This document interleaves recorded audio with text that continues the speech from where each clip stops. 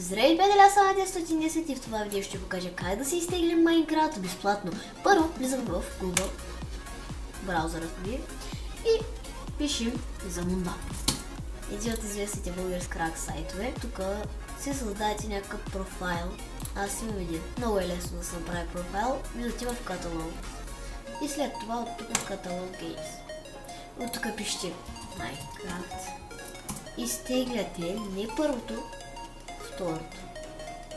И да пише Minecraft, нещо си Optimized. Дори можете да не пише и Optimized.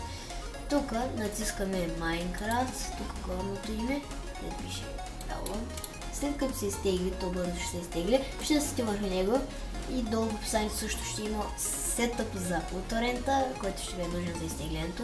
Като излезе това, ще насите OK, без да правите нещо. Тук може да се промените къде може да го сложите. При мен ще се е нормално, в Download и OK.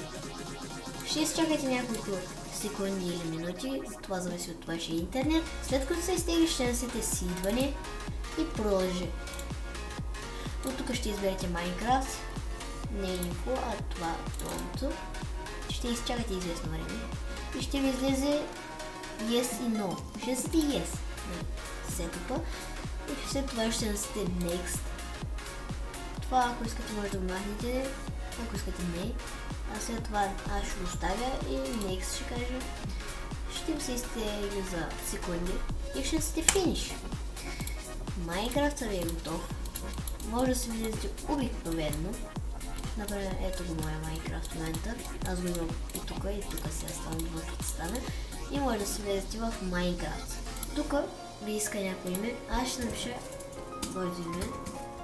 Така, това е името ми в играта. Тук избирате коя е версия. Аз за случая ще съм с 1.11.2 и ще да се си профайл и Play. За първи път, ако се отваря, ще се отвори за около една минута и може да си играете спокойно, в който си искате сървър, само не премиум сървър. И да, приятели, това беше от моето видео, ще се видим в другите видеа. До скоро виждане!